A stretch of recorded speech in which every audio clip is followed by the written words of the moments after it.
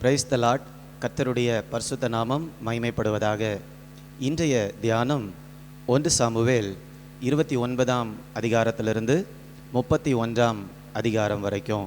ஒரு சில வருடங்களுக்கு முன்பதாக ஒரு வாலிப பெண் எங்களுடைய ஆலோசனை மையத்தில் உதவிக்காக வந்திருந்தாள்.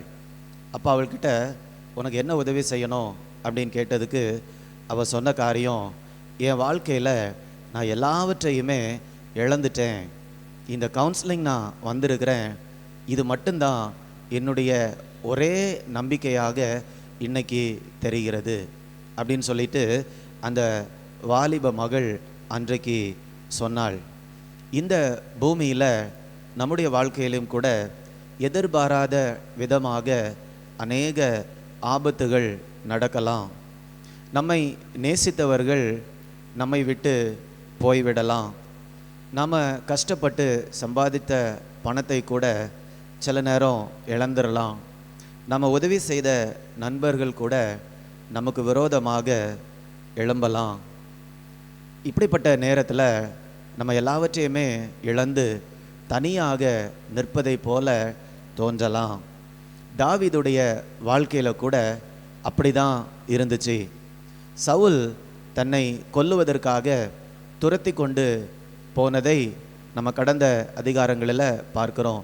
கெபியிலையும் வனாந்திரங்களிலையும் தாவீது ஒளிந்து வாழ்ந்து கொண்டிருந்தார். இப்போ யூதா தேசத்திலேயே இருக்க முடியாமல் பெலிஸ்திய தேசத்தில் தஞ்சம் புகுந்து அங்கே வாழ்ந்து கொண்டிருக்கிறார். அப்போது ஜிக்லாக் என்று சொல்லக்கூடிய ஒரு பெலிஸ்திய பட்டணத்தில் தான் தாவீதும் அவரோடு கூட இருந்த மனுஷங்களும் வாழ்ந்து கொண்டிருக்கிறாங்க.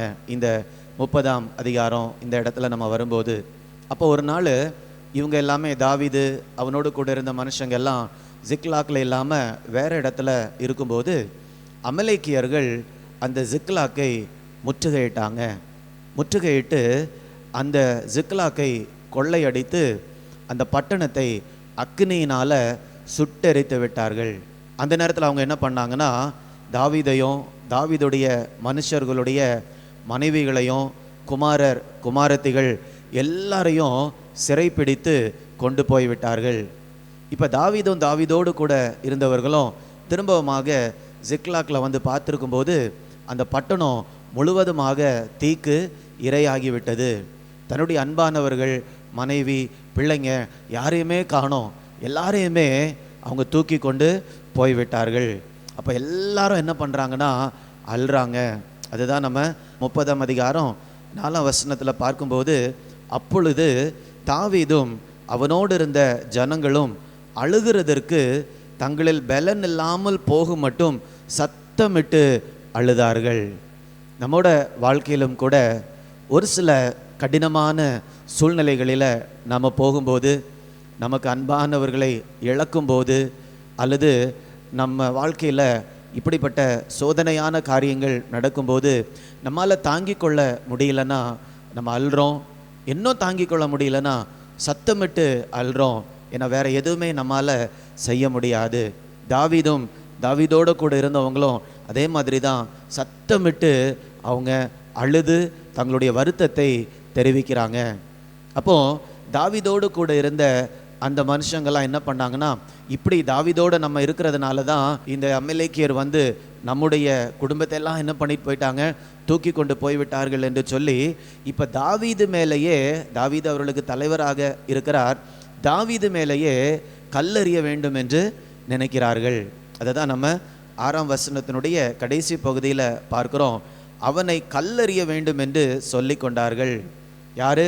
அவரோடு கூட இருந்த இந்த மனுஷங்க எல்லாரும். ஸோ இப்படிப்பட்ட சூழ்நிலையில் தாவீதுடைய இருதயம் எப்படி இருந்திருக்கும் என்று கொஞ்சம் நம்ம நினச்சி பார்க்கலாமா? தேவனால் அபிஷேகம் பண்ணப்பட்ட ஒரு நபர், ஆனால் இன்றைக்கு ராஜாவாக இருக்கக்கூடிய ஒரு மனுஷனால் அநேக ஆண்டுகள் துரத்தப்பட்டு ஒளிந்து வாழ்ந்து கொண்டு இருக்கிறார். இப்போது மனைவி, பிள்ளைங்க எல்லாரையுமே கூட இருந்தவங்க எல்லாரும் இழந்து தனித்தவர்களாக, கையில் ஒன்றும் இல்லாதவர்களாக அழுது கொண்டு நிற்கிறார்கள். இப்போ தாவீது பண்ணின காரியம் என்ன தெரியுமா? 6ஆம் வசனத்தினுடைய கடைசி பகுதியில் இவங்கெல்லாம் கல்லறியணும்னு நினைக்கிறாங்க. இப்போ தாவீது தன் தேவனாகிய கர்த்தருக்குள்ளே தன்னை திடப்படுத்தி கொண்டான். ரொம்ப ஒரு முக்கியமான ஒரு வார்த்தை.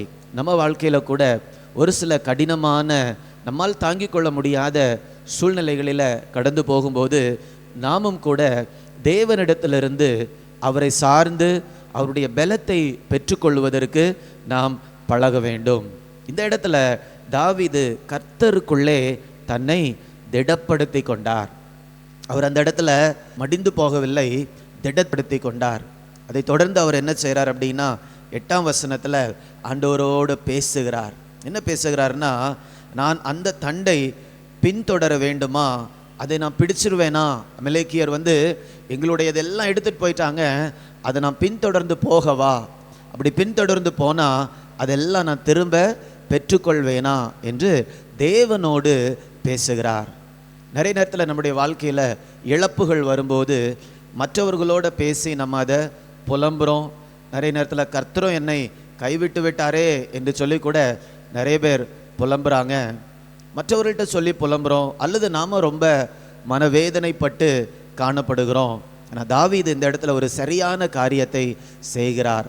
தேவனிடத்தில் அவருடைய காரியங்களை பேசுகிறார். ஆண்டவரே, நான் என்ன செய்ய, திரும்பி போகவா, அவங்கள நான் பிடிச்சிருவேனா, நீங்கள் அவர்களை என்னுடைய கரத்தில் தருவீங்களா அப்படின்னு சொல்லிட்டு அவருடைய காரியங்களை குறித்து ஆண்டவரோடு பேசி உறவாடும்போது கர்த்தர் சொல்கிறாரு, ஆமாம், நீ பின்தொடர்ந்து போ, நான் எல்லாவற்றையும் உன் கையில் என்ன பண்ணுவேன், திரும்ப தருவேன். அப்போ கர்த்தருடைய வார்த்தையை இந்த 8ஆம் வசனத்தில் அவர் பெற்றுக்கொண்டு அவர் அமலேக்கியரை சந்திப்பதற்காக புறப்படுகிறார். அடுத்த ஒரு 10-15 வசனங்களை நம்ம படிக்கும்போது அவர் அமலேக்கியர் இருக்கக்கூடிய இடத்திற்கு போய் சேருகிறார். நீண்ட நேரமாக யுத்தம் செய்து 18ஆம் வசனத்தில் அவங்க இழந்த எல்லாவற்றையுமே திரும்ப பெற்றுக்கொள்ளுகிறார். 18ஆம் வசனம் 19ஆம் வசனம் நான் படிக்கிறேன். அமலேக்கியர் பிடித்து கொண்டு போன எல்லாவற்றையும் தன்னுடைய 2 மனைவிகளையும் தாவீது விடுவித்தான். அவர்கள் கொள்ளையாடி கொண்டு போன எல்லாவற்றையும் சிறியதிலும் பெரியதிலும் குமாரரிலும் குமாரத்திகளிலும் ஒன்றும் குறைபடாமல் எல்லாவற்றையும் தாவீது திருப்பி கொண்டான். இப்போ தாவீது இந்த இடத்துல ஜிக்லாக் என்ற இடத்துல எந்தெந்த காரியத்தெல்லாம் இழந்து போனானோ, தன்னோடு கூட இருந்தவங்க எந்தெந்த காரியத்தெல்லாம் இழந்து போனாங்களோ எல்லாவற்றையும் தாவீது என்ன பண்ணினார், இந்த இடத்துல திருப்பி கொள்ளுகிறார். இதற்கு முக்கியமான காரணம் என்ன? இந்த அதிகாரத்திலேயே நம்ம படிக்கிறோம். முதல்ல அவங்க அழுறாங்க, அவங்களுடைய வேதனை தாங்க முடியாமல் அழுறாங்க, அதில் தப்பு இல்லை. ஆனால் தாவீது உடனடியாக தேவனிடத்திலிருந்து பலத்தை பெற்றுக்கொள்ளுகிறார். கர்த்தருக்குள்ளே தன்னை திடப்படுத்தி கொள்ளுகிறார். அது மாத்திரமல்ல, தன்னுடைய பிரச்சனையை குறித்து கர்த்தரோடு பேசுகிறார், உறவாடுகிறார், ஒரு வழிநடத்துதலை பெற்றுக்கொள்ளுகிறார். வழிநடத்துதலை பெற்றுக்கொண்டு எல்லாவற்றையும் திருப்பி கொள்ளுகிறார். இந்த நேரத்தில் கூட இதை பார்த்து கொண்டு இருக்கக்கூடிய அன்பானவர்களை, ஆண்டவர் உங்களுக்கு கொடுத்திருக்கிற அல்லது ஏற்கனவே கொடுத்த ஆசீர்வாதத்தை இழந்து தவிக்கிறீங்களா? என்ன பண்ண, இது வரைக்கும் நான் கஷ்டப்பட்டு சம்பாதித்த உறவுகள், கஷ்டப்பட்டு சம்பாதித்த பொருட்கள், அல்லது கஷ்டப்பட்டு நான் உழைத்து பெற்றுக்கொண்ட என்னுடைய வாழ்க்கை, ஆனால் இந்த நேரத்தில் அது தொலைந்து போயிட்டே, இப்போ நான் ஒன்றுமில்லாதவனாக வெறுமையான கைகளோடு நான் காணப்படுகிறேனே என்று வருத்தத்தோடு காணப்படுறீங்களா? உங்களுடைய காரியங்களை குறித்து மற்றவர்களோடு பேசி புலம்பிக் கொண்டு இருக்காம, அல்லது தேவன் என்னை கைவிட்டு விட்டார் என்று முறுமுறுத்து கொண்டில்லாமல் தேவனிடத்திலிருந்து உங்களுடைய இருதயத்தை திடப்படுத்தி கொண்டு தேவனிடத்தில் உங்களுடைய காரியங்கள், உங்கள் சூழ்நிலைகளை குறித்து நீங்கள் பேசுவீர்கள் என்றால் தேவன் இழந்து போன காரியங்களை எப்படி நீங்கள் திரும்பவுமாக பெற்றுக்கொள்வது என்ற ஆலோசனையை அவரே உங்களுக்கு கொடுப்பார். அப்போ என்ன நடக்கும்? தாவீதை போல நீங்கள் இழந்த காரியத்தையே நீங்கள் திரும்ப பெற்றுக்கொள்வீங்க. அப்படி இல்லைன்னா யோபுவை போல நீங்கள் எந்த காரியத்தை இழந்தீர்களோ அதற்கு இணையாக ஆண்டவர் தரக்கூடிய ஆசீர்வாதத்தை நீங்கள் பெற்றுக்கொள்வீங்க. யோபுவுடைய பிள்ளைகளை யோபு இழக்கிறார். ஆண்டவர் திரும்பவுமாக எத்தனை பிள்ளைங்களை அவர் இழந்தாரோ அத்தனை பிள்ளைங்களை திரும்பவுமாக கொடுத்து ஆசீர்வதிக்கிறார். அப்போ தேவன் இப்படி தான் நமக்கு திரும்ப கொடுக்கிறார். ஒரு சில நேரம் நம்ம இழந்த அந்த காரியத்தையே அவர் திரும்ப கொடுக்கிறார், அல்லது அதற்கு இணையாக அதை காட்டிலும் அதிக ஆசீர்வாதம் வாய்ந்த காரியங்களை யோபுவுக்கு கொடுத்தது போல அவர் நமக்கும் கொடுக்கிறார். ஆனால் தேவனை குறித்து இன்னைக்கு நம்ம கற்றுக்கொள்ளக்கூடிய காரியம் என்ன அப்படின்னா, அவர் திரும்ப தரக்கூடிய தேவன். He is a God who restores everything. நம்ம இழந்து போன காரியங்களை அவர் திரும்பவுமாக நமக்கு ரெட்டிப்பாக தரக்கூடிய தேவன். இதனால் உங்களுடைய காரியங்களுக்கு அழுது புலம்பாமல் தேவனை நோக்கி பார்க்கும்போது அவர் சூழ்நிலைகளை மாற்றுவார். அப்படி நம்ம ஜெபிக்கலாமா? அன்பின் ஆண்டவரே, இந்த தாவீதுடைய வாழ்க்கையிலிருந்து நாங்களும் கூட உற்சாகம் அடைகிறோம்.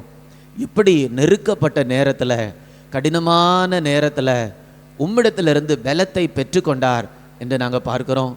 தன்னுடைய சூழ்நிலைகளை உங்ககிட்ட சொல்லி ஒரு வழிநடத்துதலை பெற்றுக்கொண்டு இழந்த எல்லாவற்றையும் திரும்ப பெற்றுக்கொள்ளுகிறார் என்று நாங்கள் தியானித்தோம் தகப்பனே.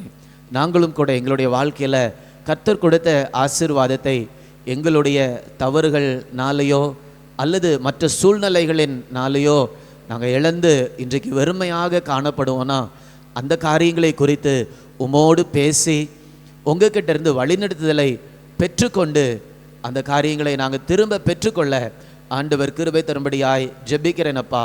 இந்த நேரத்தில் கூட ஏதோ ஒரு காரியத்தை இழந்து இருதயத்திலேயோ அல்லது கரங்களிலேயோ வெறுமையாக காணப்படக்கூடியவர்களுக்காக நான் ஜெபிக்கிறேன் தகப்பனே.